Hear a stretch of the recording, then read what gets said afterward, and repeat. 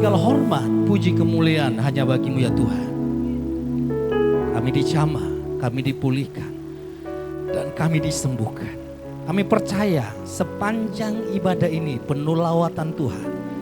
Dan selalu ada mujizat di tengah-tengah kami. Karena yang kami tinggikan, yang kami beritakan adalah Yesus Kristus. Berfirmanlah, kami mau mendengarkan firman-Mu. Yang siap mendengarkan firman sama-sama katakan, amin. Berikan tepuk tangan bagi Tuhan kita. Haleluya. Minta dong air minumnya, saya juga sudah.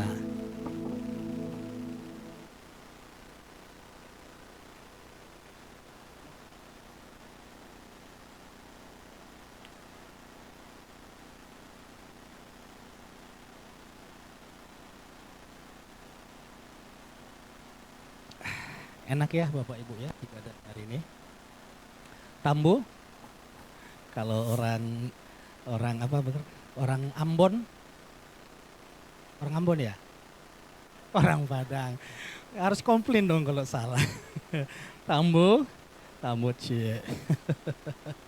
Saya percaya kita dilawat Tuhan, sementara kita dilawat Tuhan, ada mujizat, ada kesembuhan dalam hidup kita. Amin.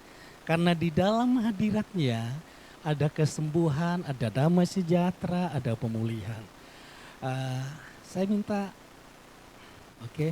interpoin saya. Khusus hari ini, tema yang saya bawakan berhubungan dengan tema dari pusat, pertolongan di dalam kesesakan. Tapi saya ambil tema kecilnya, Jiklak. Kita kan belajar banyak dari peristiwa Jiklak. Sebelum kita kupas, kita baca terlebih dahulu Bapak Ibu. Firman Tuhan sama-sama kita baca. 1, 2, 3.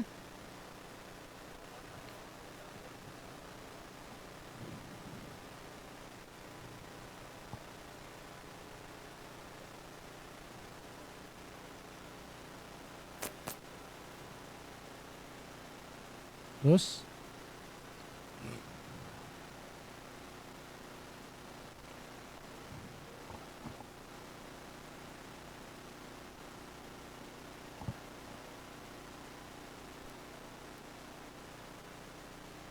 Terus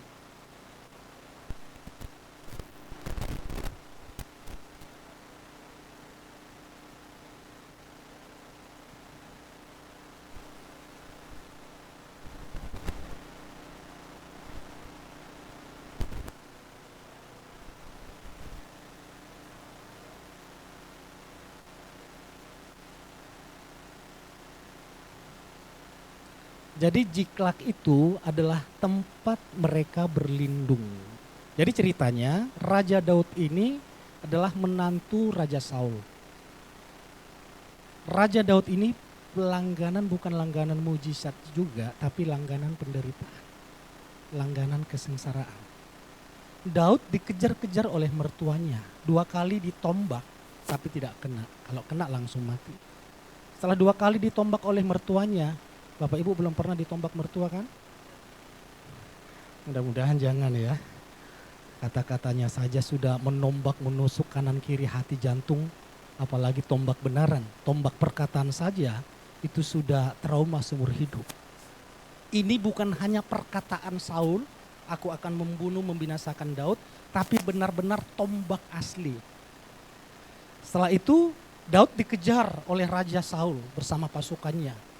Daud melarikan diri ke gua-gua. Hampir ketangkap, tapi Saul kalah. Ada kesempatan untuk membalas mertuanya. Tapi dia berkata, itu mertuaku. Bagaimanapun itu mertuaku, saya tidak mau menjamahnya. Dia lepaskan mertuanya, dia berkati mertuanya. Bebaslah Daud. Di hari kemudian terjadi peristiwa yang sama. Mertuanya mengejar Daud sampai ke gua, hampir Daud ketangkap. Lalu di sana bagaimana ceritanya? Saul justru kena prank sama Daud. Sehingga ada kesempatan, ada waktu, ada peluang untuk membalas mertuanya yang jahat. Sekali lagi, dia tidak menyentuh, dia tidak menjamah mertuanya. Dia lepaskan, dia berkati. Bapak Ibu belajar dari Daud ya. Jangan maki, jangan sakiti mertuamu. Walaupun mertua itu menyakiti sakitnya tuh di sini. Tapi lepaskan bagian kita dari Tuhan. Lalu Daud berpikir, jika aku seperti ini terus, cepat atau lambat, saya akan mati di tangannya Saul. Sehingga Daud melarikan diri ke Filistin. Dia bersembunyi ke Filistin supaya Saul tidak mengejarnya. Singkat cerita, Saul mendengar kabar pelarian Daud sehingga diberhentilah pengejaran terhadap Daud. Lalu Daud berkata kepada Raja Akhis, orang Filistin, salah satu raja dari Filistin. Dia berkata kepada Akhis, aku ini sekarang hambamu, engkaulah tuanku, berikanlah tempat tinggal bagiku, aku siap berperang untukmu. Singkat cerita, diberikanlah Jiklak ini kepada Daud. Jiklak ini bukan tanah yang subur, bukan yang diperebutkan oleh bangsa-bangsa. Saya tidak pernah membaca Jiklak ini diperebutkan oleh bangsa-bangsa. Dibiarkan begitu saja. Karena tanahnya tidak menghasilkan apa-apa. Jadi Daud meminta biarlah Jiklak itu menjadi tempat persembunyian kami. Tempat kami membangun keluarga. Tempat kami berkomunitas dengan 600 hamba-hambaku ini. Jadi anak, cucu, dan harta-hartanya ada di Jiklak. Lalu terjadilah peperangan antara Filistin dengan orang Israel. Raja Akhis mengajak Daud dan pasukannya Daud sebanyak 600 ikut berperang. Jadi Daud bersama 600 satu pasukan dengan Filistin menghadap Israel. Tapi di tengah perjalanan, pas tepatnya di Afek, beberapa raja-raja Filistin berkata kepada Akhis, siapakah yang kau bawa? Itukah Daud? Bukankah Daud ini yang diagung-agungkan oleh bangsa Israel?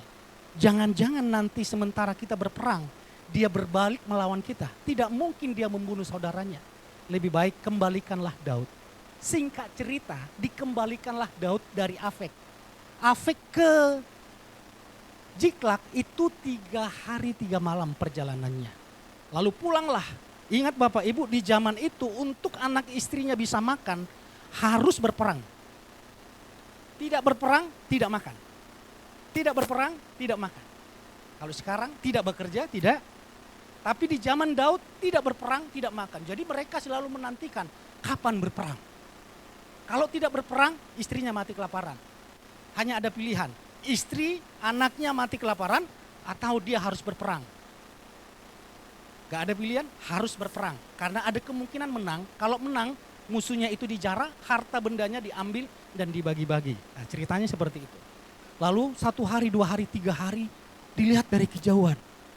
Itu kan tempat tinggal kita, Jiklak. Anak istri kita tinggal di situ. Lalu sampailah mereka ke Jiklak. Dilihatlah, hangus semuanya. Satu manusia pun tidak ditemukan di sana. Sehingga jadilah ayat ini. Mereka menangis meratap. Tidak punya kekuatan untuk menangis. Bapak Ibu, kalau masih punya kekuatan menangis, berarti masalahnya masih sederhana. Kalau ada orang menangis dan tidak punya lagi kekuatan untuk menangis, mau nangis tidak ada kekuatan, lemas gitu ya. Berarti bebanmu terlalu berat. Ini yang dialami oleh Raja Daud. Mungkin jika kita itu adalah pekerjaan. Tiba-tiba pekerjaan kita hilang. Itu pengharapan, kalau tidak bekerja bagaimana anak istriku? Bagaimana masa depanku? Mungkin jika kita adalah, jika Bapak Ibu adalah rumah tanggamu. Di dalam rumah tangga tiba-tiba ada permasalahan yang begitu berat. Anak-anak tidak terurus, mungkin menantu melakukan pelanggaran sehingga terjadi badai yang begitu besar. Mungkin jika kita sekarang adalah ekonomi, utang di mana-mana sehingga tidak bisa lagi berbuat apa-apa. Kita punya Jiklak masing-masing. Daud Jiklaknya sudah tidak ada lagi. Tapi yang menjadi pertanyaannya, di tengah badai yang begitu hebat, mungkin Jiklak kita adalah kesehatan. Sudah berobat kemana-mana, pergi ke Penang, pergi ke Singapura, pergi ke Kamboja. Ngapain ke Kamboja? Oh, jual ginjal. Nah, orang kan pergi ke Kamboja karena masalahnya terlalu berat. Tidak mungkin orang mau pergi ke Kamboja kalau hidupnya baik-baik saja. Saya selalu guyonan sama istri. Kalau lihat rumah yang bagus ya, saya mau dong itu. Yang mana? Itu. Jelek yang di atasnya. Apa yang di atasnya? Pesawat mau. Lalu istri ngomong, Papa mau jual saya ke Kamboja. Mau dijual ginjal, dia bilang gitu. Janganlah ngomong gitu. Ketika alami badai yang begitu besar, apa yang harus kita lakukan? Ayo, kita belajar dari peristiwa Ziklag. Pergumulan melampaui kekuatan. Sering sekali ya Bapak Ibu ya. Pergumulan kita jauh lebih besar daripada kekuatan kita. Bahkan utang kita jauh lebih besar daripada pemasukan bulanan. Kalaupun dihitung-hitung, seumur hidup ini tidak lunas-lunas. Bagaimana ini Tuhan? Ada solusinya hari ini. Dalam nama Tuhan Yesus, yang punya utang semua lunas terbayar. Semangat, amin. Kelihatan tuh. Tapi percayalah sesuai dengan imanmu. Jadi kelihatan punya utang. Jadi besok saya jadi berdoa puasa, Tuhan jemaat YS Jakarta ternyata banyak pergumulan dalam keuangan. Mari kita baca sama-sama. 1, 2, 3. Daud sangat tertekan karena orang-orang itu berkata akan melemparinya dengan batu. Sebab jiwa mereka berduka cita, dalam bahasa Yunaninya marah. Ternyata bukan bahasa Indonesia juga, ini bahasa Yunani, marah. Dikatakan di situ jiwa mereka berduka cita. Arti berduka cita ini berbalik menyerang kepada Daud karena sakitnya, pahitnya. Dia berkata, kami ikut kamu Daud, tapi tidak ada yang kami dapat. Anak istri kami ditawan. Karena sakitnya itu bukan lagi mengikut Daud, tapi sekarang melawan Daud. Banyak ya Bapak Ibu, justru di tengah kesulitan, sahabat itu berubah menjadi musuh. Teman itu berubah menjadi musuh. Bahkan keluarga pun bisa berdiri menjadi musuh. Ini yang dialami Daud.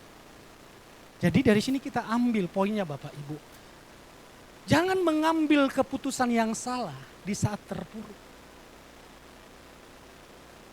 Teman-temannya Daud, pasukan Daud sebanyak 600. Mereka mengambil keputusan yang salah. Karena jika kita mengambil keputusan yang salah di saat keadaan yang buruk, maka yang terjadi adalah mengambil keputusan yang salah di saat terpuruk.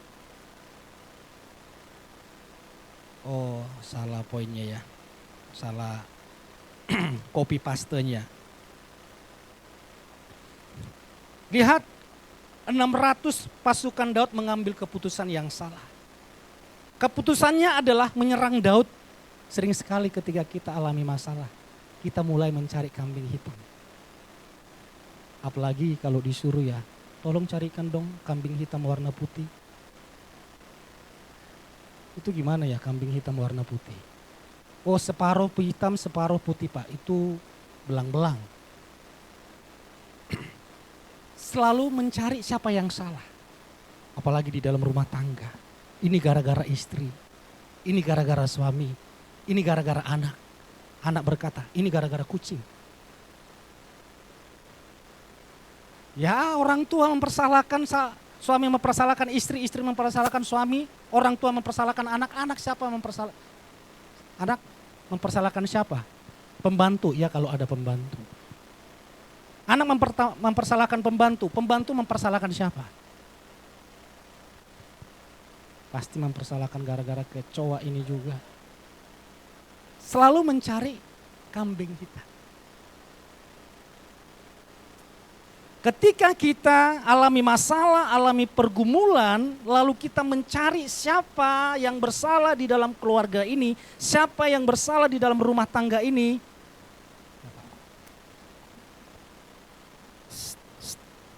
Oke, cek. Sudah? Oke. Ya, ini lebih bagus. Banyak yang saya konseling Bapak Ibu. Kalau saya mengkonseling ibu-ibu ya, Pasti yang salah suami. Rumah tangga yang sama. Kalau saya konseling suami, pasti yang salah. Berarti dua-duanya salah atau benar? Benar dong. Dua-duanya benar. Kalau dua-duanya benar, kenapa terjadi masalah? Sering sekali yang terjadi di dalam konseling mempersalahkan pasangannya, tidak pernah mempersalahkan diri sini. Pak, ini karena kesalahan saya malas sih. Saya tidak peduli dengan keluarga, selalu mempersalahkan istri. Istri mempersalahkan suami. Tapi kita belajar dari Raja Daud. Sama-sama kita baca. 1, 2, 3. Daud sangatlah tertekan karena orang-orang itu berkata akan melemparinya dengan batu. Sebab jiwa mereka berduka cita.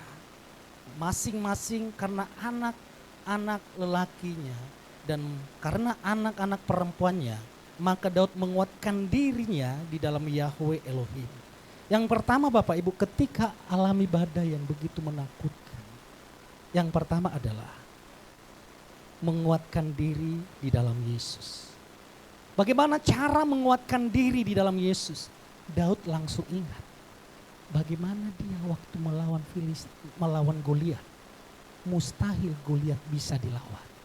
Tapi karena ada Tuhan di pihaknya, dia keluar menjadi pemenang. Dia melihat bagaimana tombak itu 2 kali ditancapkan kepada Daud, dia terhindar. Artinya dia mengingat kebaikan Tuhan. Bapak Ibu, ketika alami tekanan yang dahsyat, masalah yang berat, ingatlah kebaikan Tuhan. Kalau dulu ditolong Tuhan, di zaman COVID ditolong Tuhan, sekarang pun pasti ditolong Tuhan. Dan ke depan pasti ditolong Tuhan. Tadi ada yang lucu kesaksian Ibu Indah. Tidak terpikirkan untuk beli alat yang satu tadi itu. Bukan untuk mainan di rumah, tapi pokoknya kok itu harus dibeli. Dan akhirnya dibeli. Katanya tadi tidak tahu on atau off. Ternyata waktu dibuka petugas on. Petugasnya kaget. Artinya tidak jadi digeledah. Hal yang sederhana, cara Tuhan menolong seseorang. Lalu dari situ Ibu Indah punya pemikiran, kalau dulu ditolong Tuhan, waktu nakal juga loh ditolong Tuhan. Apalagi sekarang bersama Tuhan dan ke depan pasti ditolong Tuhan. Yang percaya ditolong Tuhan, berikan tepuk tangan bagi Tuhan kita. Ingat pengorbanannya, ingat salib Yesus. Kalau nyawanya sendiri diberikan kepadaku, apalagi kebutuhan di dalam keluarga. Saat ini Bapak Ibu kita kedatangan satu jemaat yang baru 1 kali beribadah di gereja. Saya kaget, ini anak muda. Dia dari baru pertama sekali melangkahkan kaki di sini. Coba bangkit berdiri. Nah ini dia, tepuk tangan dong. Pertama masuk gereja, saya kaget. Pastor, ini kali saya pertama masuk gereja. Loh, waktu di Palembang, saya kan masih diminta ke, dan saya mau dibaptis Pastor. Wah, anak muda loh Bapak Ibu, baru kuliah semester 1. Sudah berani mengikuti Yesus, mengambil keputusan yang tepat. Ingat pengorbanan Yesus, ingat kematian Yesus. Katakan amin. Katakan, kutukulah yang disalibkan di sana. Penderitaankulah yang disalibkan di sana. Kesengsaraankulah yang disalibkan di sana. Segala yang buruk telah Yesus salibkan di sana. Kalau nyawanya sendiri diberikan kepadaku, saya percaya jalan keluar atas permasalahanku pasti Tuhan berikan. Solusi di tengah badai pasti Tuhan berikan. Tuhan pasti buka pintu buat saya. Katakan amin. Ingat kebaikan Tuhan. Itu cara menguatkan diri dalam Yesus. Dan poin selanjutnya. Next. Oh iya. Sama-sama kita baca 1, 2, 3. Lalu Daud berkata kepada Imam Abiatar anak Ahimelek, aku mohon supaya efod mendekat kepadaku. Bawalah efod mendekat kepadaku. Dan Abiatar membawa efod itu kepada Daud. Lihat Bapak Ibu. Lalu Daud berkata kepada Imam Abiatar anak Ahimelek, aku mohon bawalah efod mendekat kepadaku. Apa itu efod? Kita lihat di dalam perjanjian lama. Efod itu pakaian imam. Jadi pakaian imam ini ada 12 batu di sana menggambarkan 12 suku bangsa Israel, sehingga setiap imam masuk ke bait suci memakai efod ini, artinya berdoa, bersafaat, memohon untuk kesejahteraan bangsa Israel. Jadi ini selalu dipakai oleh imam. Tapi Daud mengambil tindakan. Daud mau memakai efod ini untuk mendekat kepada Tuhan. Jadi baju efod pakaian imam yang digunakan saat mendekat kepada Bapa Yahweh untuk berdoa. Dan lihat, baju efod kita adalah Yesus Kristus. Katakan amin. Yesus di dalam kita. Kita di dalam Yesus. Kalau dulu baju efod itu harus buka pakai. Sekarang Yesus sudah tinggal secara permanen dalam diri kita. Yesus tidak ada di luar. Setiap saat efod itu, Yesus Kristus itu telah tinggal secara permanen dalam diri kita. Yesus tidak ada di luar, karena itu Yesus berkata apa? Sama-sama kita baca 1, 2, 3. Siapa yang tinggal di dalam aku dan aku di dalam dia, maka ia menghasilkan buah yang banyak. Jika kamu tinggal di dalam aku dan firmanku tinggal di dalam kamu, mintalah apa saja yang kamu inginkan dan hal itu akan Jadi ketika alami pergumulan yang berat, kita belajar dari Daud. Mari bangun hubungan pribadi dengan Tuhan Yesus. Amin. Bangun hubungan pribadi dengan Tuhan Yesus. Cara Daud membangun hubungan secara pribadi, bayangkan Bapak Ibu. Sementara dia mau dirajam batu, anaknya diambil, hartanya diambil, Daud mengasingkan diri. Dia pakai baju efod, dia berdoa. Sementara teman-temannya memaki-maki, Tuhan di mana? Tuhan di mana? Daud di mana mau kami bunuh? Semua dipersalahkan. Ini keputusan manusia pada umumnya, tapi berbeda dengan orang-orang yang beriman. Dia bersujud, dia berdoa, dia mulai membangun bait, dia mulai membangun hubungan dengan Tuhan, dia mulai meminta petunjuk dengan Tuhan, minta petunjuk Tuhan dengan berdoa, baca firman, menyembah dan datang kepada hamba Tuhan, datang konseling kepada hamba Tuhan. Kalau terlalu berat, berdiskusilah. Banyak orang yang datang ke sini berdiskusi, menyampaikan permasalahannya, pergumulannya. Dia berdoa, baca firman Tuhan. Dan kita ada program baca firman Tuhan. Bapak Ibu, baca firman Tuhan itu bukan kesuksesan atau kebutuhan gereja. Tapi itu adalah kebutuhan Bapak Ibu. Ketika Bapak Ibu membangun hubungan dengan Tuhan, berdoa, merenungkan firman, keuntungannya adalah buat Bapak Ibu. Bapak Ibu yang mengalami damai sejahtera, kita yang mengalami sukacita, kita yang mengalami kemenangan, kita yang mengalami pertolongan Tuhan.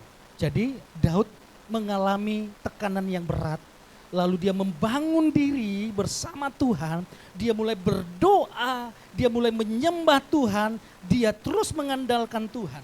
Jangan datang ke Gunung Kawi, jangan datang ke dukun. Saya dulu nggak mau khotbahkan ini Bapak Ibu, tetapi setelah saya menerima, bahkan meminta orang ini meminta petunjuk kepada saya, meminta nasihat kepada saya, padahal dulu dia pernah melayani, bahkan jadi diaken. Pak, boleh kan ke dukun?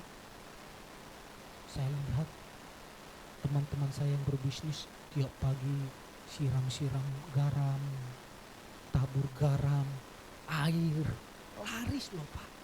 Saya yang berdoa makin merosot. Boleh nggak Pak? Kan nggak menyakiti orang lain, kan nggak melukai orang lain. Boleh nggak Pak ya ke dukun? Dukun kuasanya adalah setan.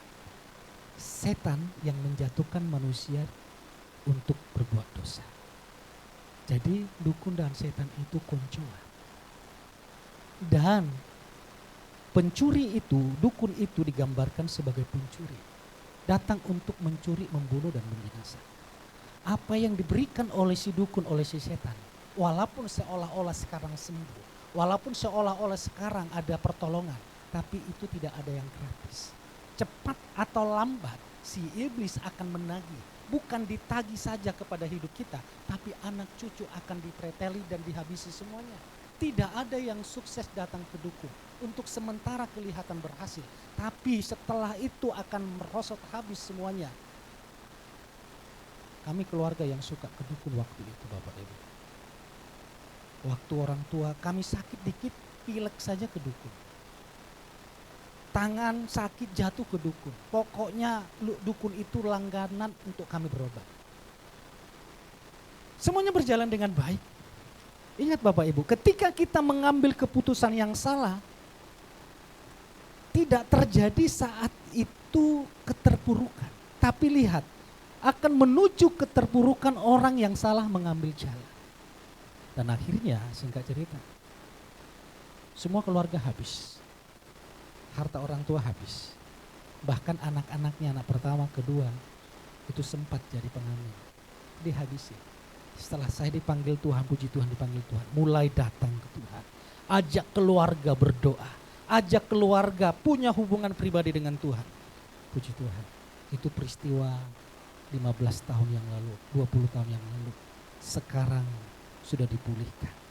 Datanglah kepada Tuhan, sebab di dalam Tuhan ada kepastian, ada mujizat, ada pertolongan. Yang percaya berikan tepuk tangan bagi Tuhan kita. Yang terakhir, sama-sama kita baca. 1, 2, 3. Daud mengajukan pertanyaan kepada Yahweh dengan berkata, haruskah aku mengejar pasukan itu? Haruskah aku menyusul mereka? Lalu dia menjawab, kejarlah, karena engkau pasti dapat menyusul mereka dan pasti berhasil menyelamatkan mereka. Poin yang pertama, ketika kita alami badai yang begitu berat, kuatkan dirimu di dalam Yesus. Cara menguatkan adalah ingat kebaikannya. Kalau dulu ditolong Tuhan, percaya sekarang ditolong Tuhan. Dan ke depan pasti ditolong Tuhan. Yang kedua adalah ketika alami badai, yang kedua, mana tadi? Membangun hubungan dengan Tuhan. Bangun hubungan dengan Tuhan. Kita sudah ada di dalam Kristus. Kristus sudah ada di dalam kita. Oleh sebab itu, mari Bapak Ibu ajaklah keluarga untuk punya hubungan dengan Tuhan. Ada doa pribadi, baca firman, apalagi hamba-hamba Tuhan yang melayani di mimbar, bacalah firman. Karena itu kebutuhan kita. Yang terakhir adalah dikatakan Daud mengajukan pertanyaan kepada Yahweh dengan berkata, haruskah aku mengejar pasukan itu? Haruskah aku menyusul mereka? Lalu dia menjawab, kejarlah, karena engkau pasti dapat menyusul mereka dan pasti berhasil menyelamatkan mereka. Lalu poinnya adalah yang terakhir, melangkah dengan iman. Kenapa Ibu Yanti ketawa? Walaupun musuh itu terlalu besar, kita kelihatan kecil, melangkah saja dengan iman. Kita sudah membangun hubungan dengan Tuhan. Istri saya ngomong kepada saya, Pak, orang ini selalu, kok Pak ya? Yang orang ini selalu minta konseling dengan saya. Saya selalu beri nasihat. Tapi masalahnya tetap sama. Nanti konseling lagi masalahnya tetap sama. Terus nasihat apa lagi yang harus saya kasih tahu? Lalu saya jawab, tanya ke orang itu, konseling yang kemarin, nasihat-nasihat yang kemarin sudah dilakukan belum? Sering sekali kita bercerita kepada Tuhan, pergumulan kita sampaikan kepada Tuhan atau kepada hamba Tuhan, lalu ada nasihat, ada arahan, enggak kita lakukan. Maka kita akan bergumul, berputar-putar di permasalahan yang sama. Ketika kita menerima nasihat, langkahlah dengan iman, pasti ada mujizat. Ketika menerima firman, melangkahlah ke arah firman, pasti ada mujizat. Katakan amin. Untuk apa kita bertanya kepada Tuhan? Dan ketika Tuhan memberikan jawaban mungkin melalui orang lain, melalui penyembahan, lalu kita tidak melangkah. Itu sama saja kita melihat permasalahan itu di depan mata kita dan tidak kunjung selesai. Masalahnya itu lagi, masalahnya itu lagi, masalahnya itu lagi. Kenapa ya Tuhan masalahku ini lagi? Tuhan berkata, saya sudah beri tuntunan, apakah sudah melangkah?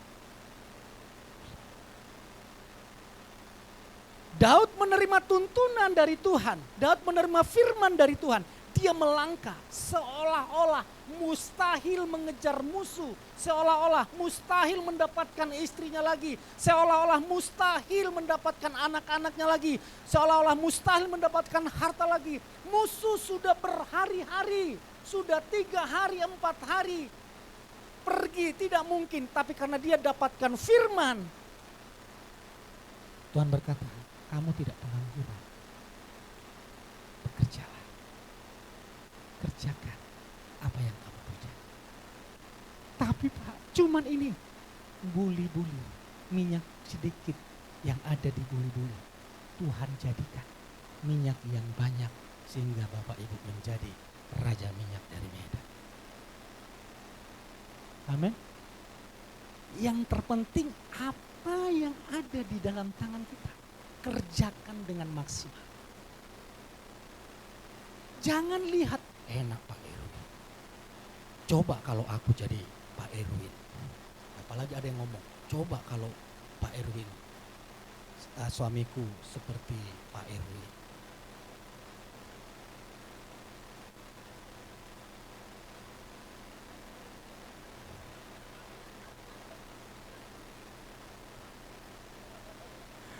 Pak Erwin ngomong, coba istriku bukan ini.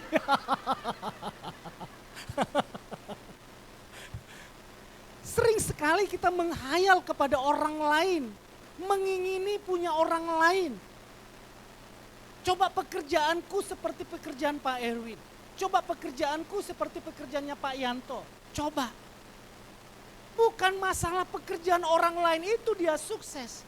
Tapi apa yang ada di dalam tanganmu. Daud tidak punya apa-apa. Daud hanya punya pedang. Saat itu Daud hanya punya pedang. Dia tidak punya internet untuk mengecek lokasi musuhnya di mana. Dia hanya berdoa kepada Tuhan, melangkahlah. Dia nggak tanya lagi kemana Tuhan melangkah. Karena Daud tahu Abraham dituntun Tuhan, Daud pun dituntun Tuhan.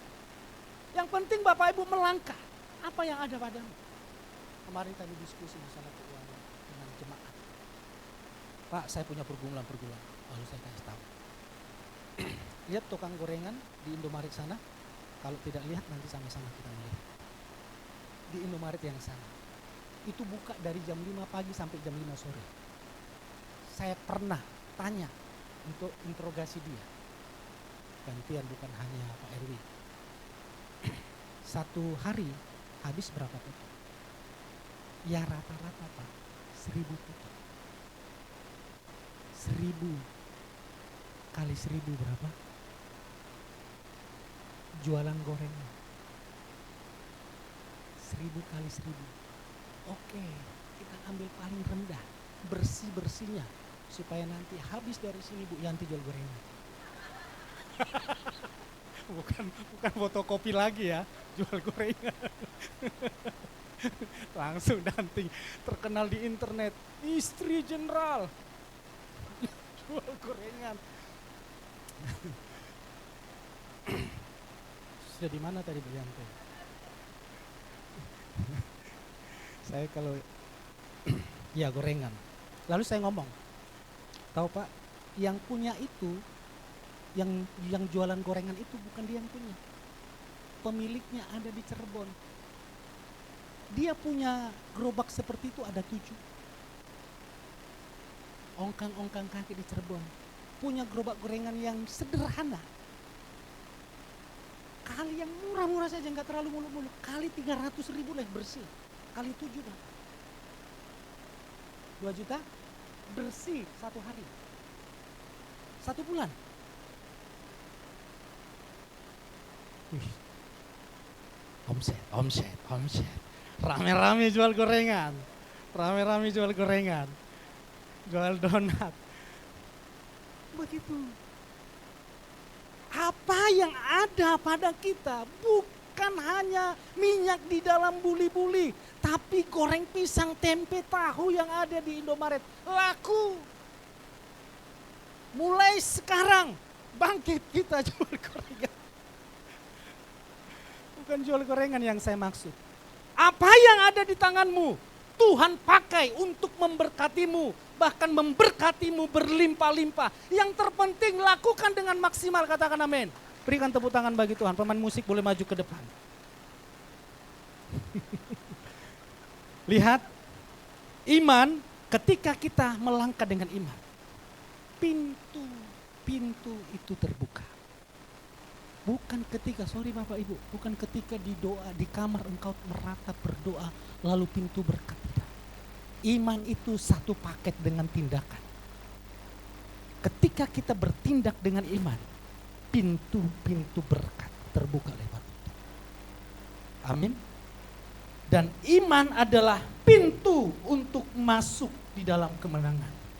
Karena itulah firman Tuhan berkata Efesus 2 ayat yang ke-8. Oleh karena anugerah melalui iman. Iman membuat kita masuk di dalam anugerah. Sehingga di dalam anugerah itu kita menerima pertolongan Tuhan yang ajaib. Katakan amin.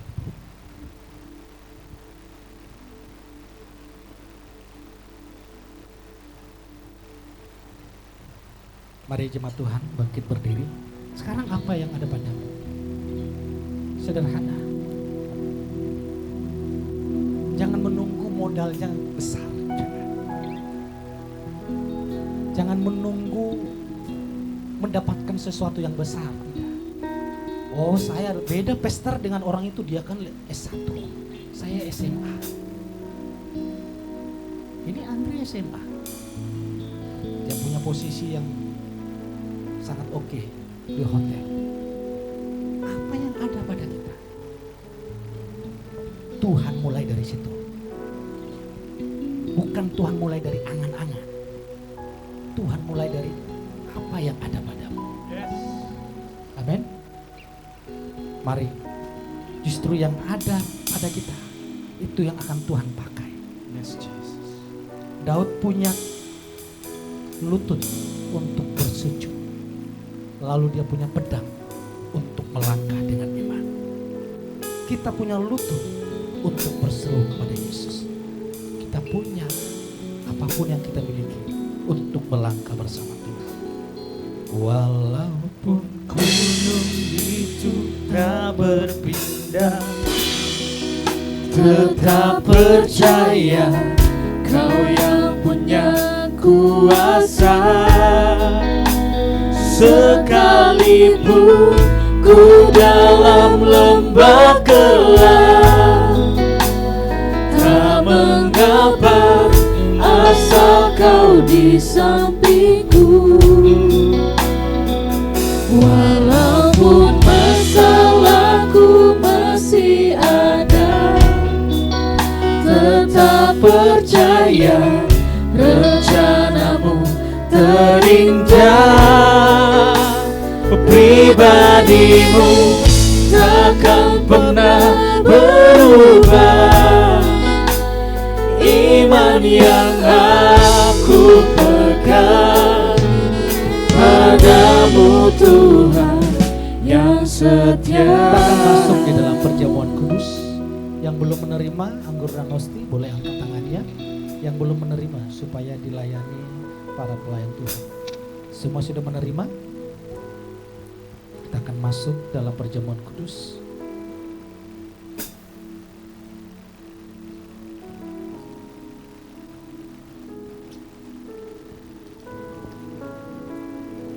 Terima kasih Bapa di surga. Kau sungguh baik dan teramat baik.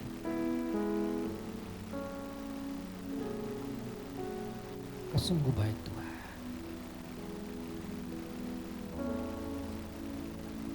Walaupun gunung itu tak berpindah.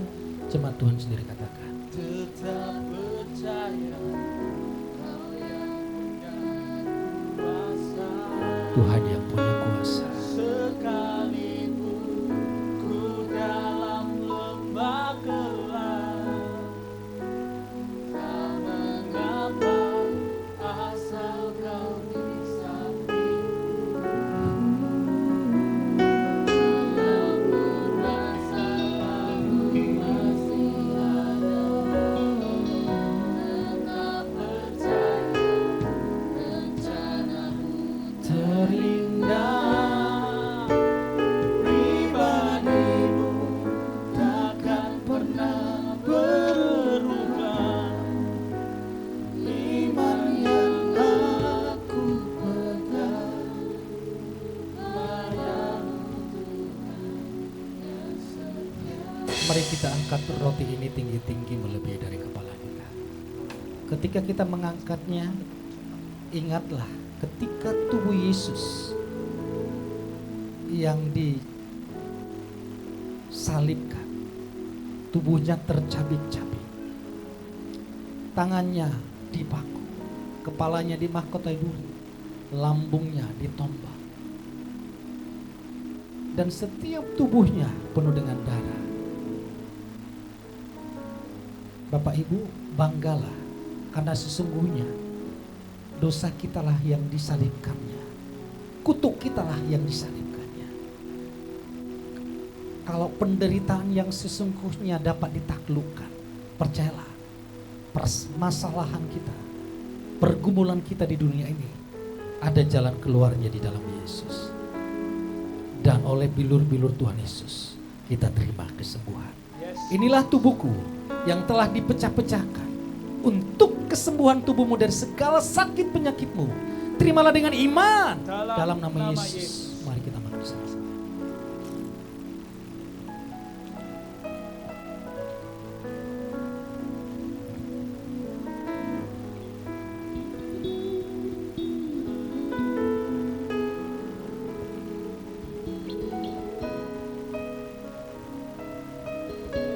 Mari kita angkat cawan yang di dalamnya kita bersekutu dengan darah Yesus.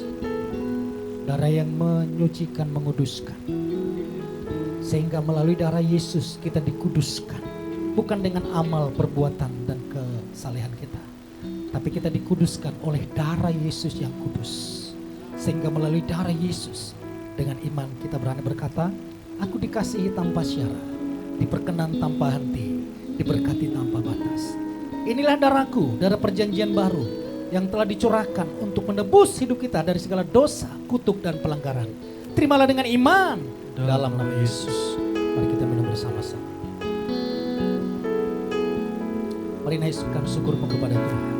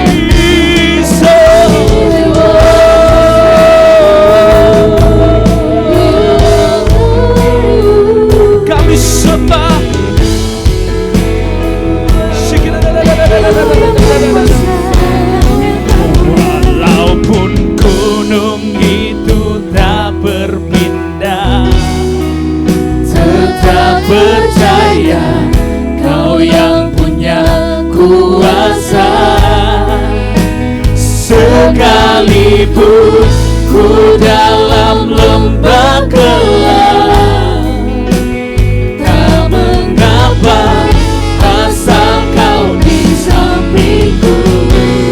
Walaupun masalahku masih ada, tetap percaya rencanamu terindah. Pribadimu takkan pernah berubah. Iman yang aku pegang padamu Tuhan yang setia. Bapak Ibu, kita akan masuk di dalam pengurapan minyak. Pada saat minyak urapan dioleskan ke dahimu, biarlah Tuhan yang mengoleskannya dan engkau terima mujizat, sehingga ada pertolongan di setiap pergumulanmu. Ada mujizat, yang sakit disembuhkan, yang lemah dikuatkan, yang bermasalah ekonomi Tuhan berikan terobosan dan jalan keluar. Di dalam nama Yesus, pada saat minyak urapan ini dioleskan Tuhan, Tuhanlah yang mengurapi dan jemaatmu diurapi dan disembuhkan. Di dalam nama Yesus, terimalah pengurapan. Di dalam nama Tuhan Yesus Kristus, selamanya diurapi dan alami mujizat Tuhan. Amin. Pelayan Tuhan boleh maju ke depan, terima pengurapan Tuhan, dan nanti diikuti oleh jemaat. Tangan kuat yang memegangku, selalu menuntunku. Ku tak mau jalan sendiri. Yesus, ku perlu kasih-Mu, ku perlu kuasa-Mu sampai akhir hidupku. Tangan kuat yang memegangku, selalu menuntunku. Ku tak mau jalan sendiri. Yesus, ku perlu kasih-Mu, ku perlu kuasa-Mu sampai akhir hidupku.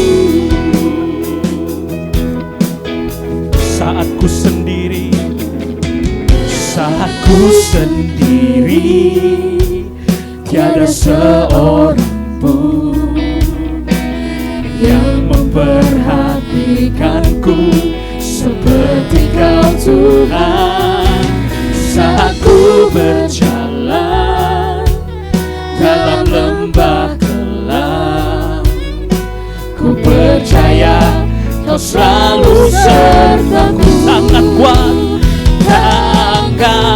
kuat yang memegangku, selalu menuntunku. Ku tak mau jalan sendiri. Yesus, ku perlu kasih-Mu, ku perlu kuasa-Mu sampai akhir hidupku. Tangan kuat yang memegangku, selalu menuntunku. Ku tak mau jalan sendiri. Yesus, ku perlu kasih-Mu, ku perlu kuasa-Mu sampai akhir hidupku.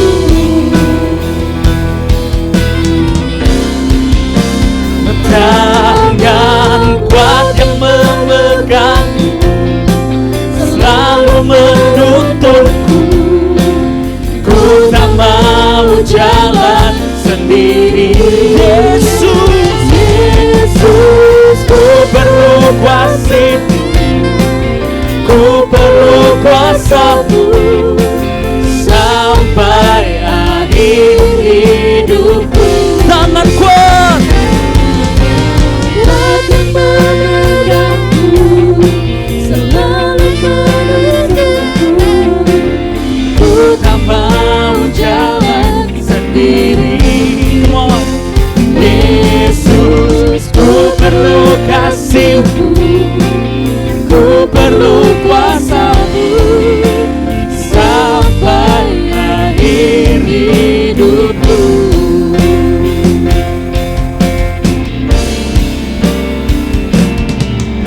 Janjimu seperti fajar pagi hari, yang tiada pernah terlambat bersinar. Cintamu seperti sungai yang mengalir, dan ku tahu betapa dalam kasih-Mu. Janjimu seperti fajar pagi hari, yang tiada pernah terlambat bersinar. Cintamu seperti sungai yang mengalir, dan ku tahu betapa dalam kasih-Mu.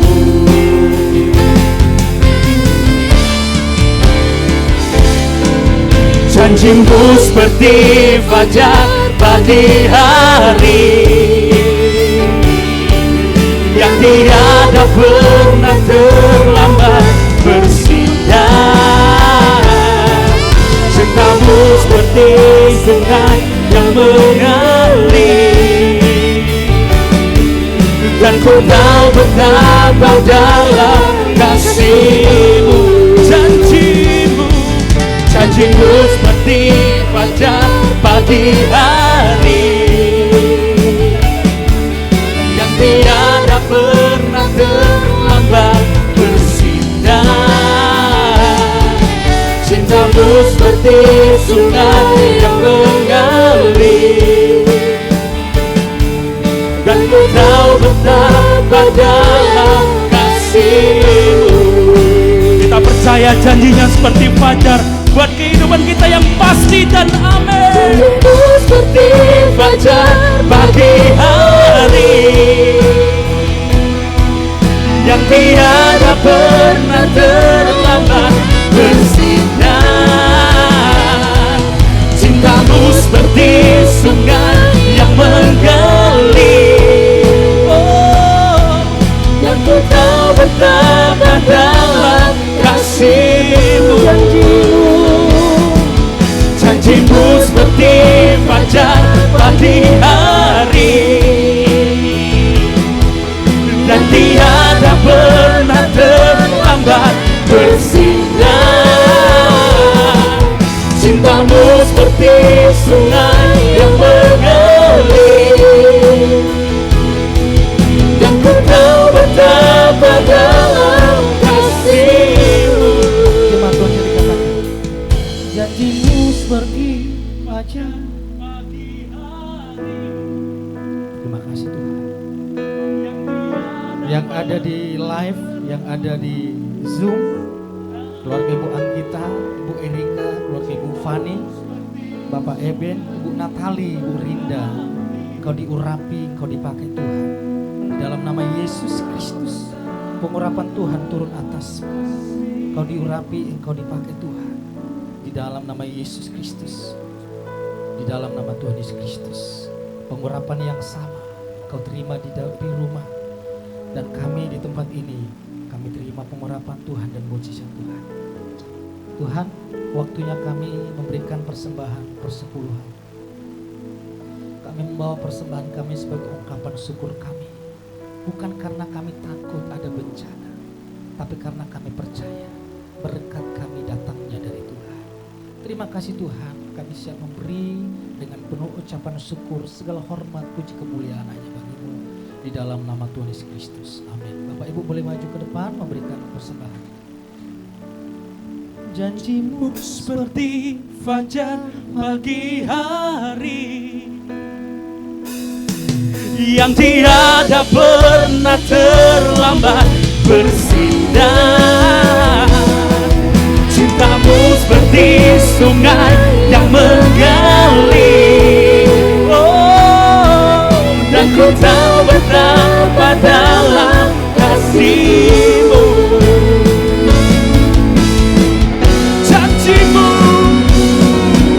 Janjimu seperti fajar pagi hari, yang tiada pernah terlambat bersinar.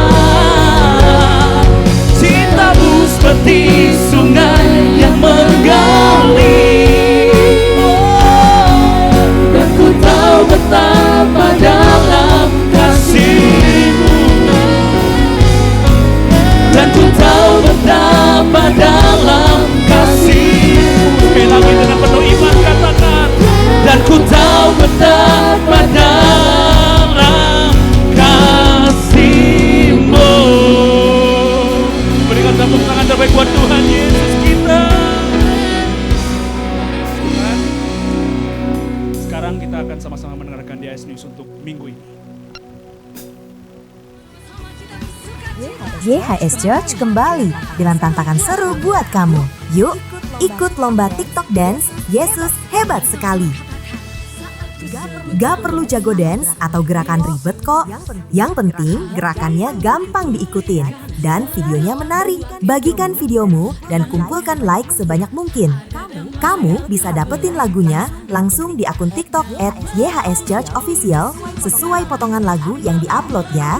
Upload video kamu, tag akun TikTok @YHSChurchOfficial dan pakai hashtag lomba TikTok Dance Yesus hebat sekali. Video yang paling menarik dengan like terbanyak bakal dapat hadiah 1 juta rupiah.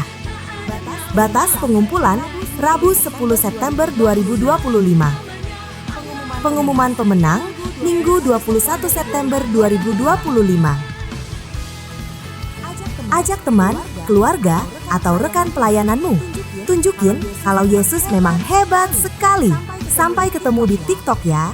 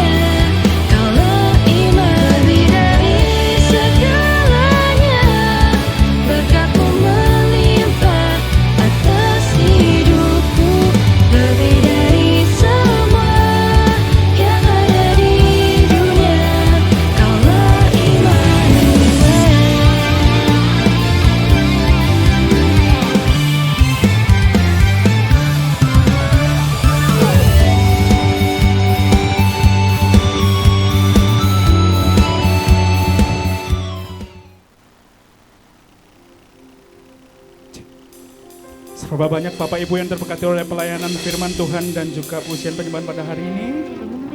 Katakan ke samping kiri kananmu, katakan minggu depan hadir lagi ya.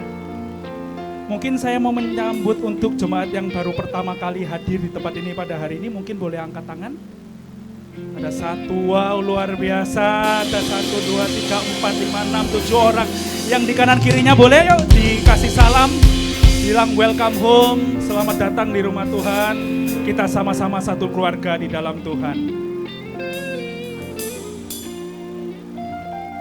Saya berdoa Bapak Ibu yang baru pertama kali hadir di tempat ini semuanya merasa terberkati oleh pelayanan kami di tempat ini.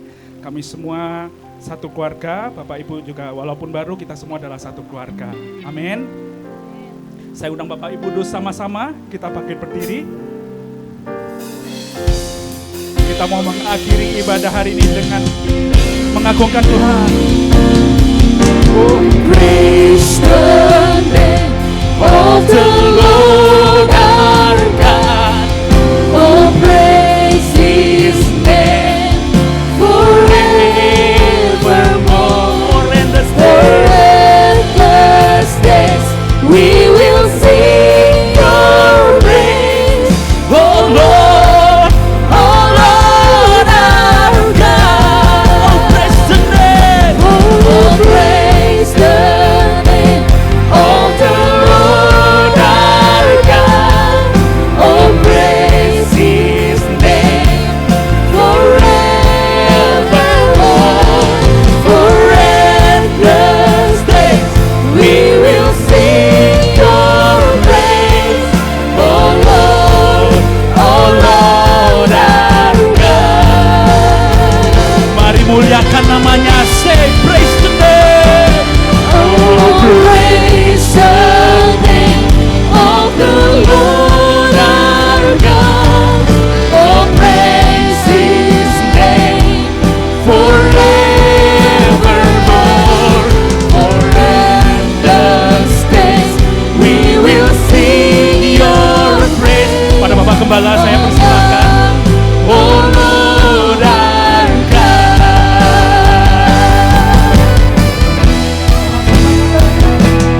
Oh, praise the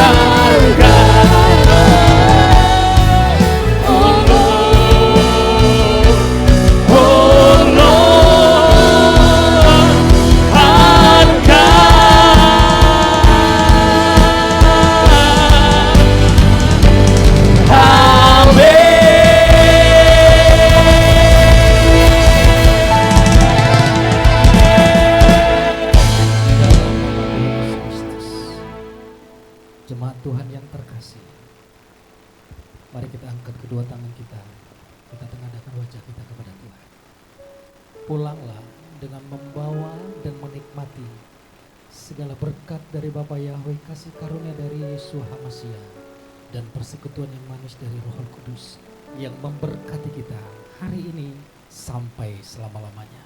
Diberkatilah rumah tanggamu, diberkatilah pekerjaanmu, diberkatilah studimu, diberkatilah pelayananmu, diberkatilah seluruh kehidupanmu.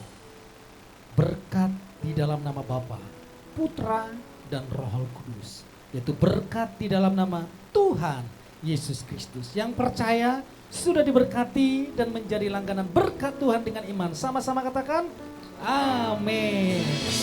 Happy birthday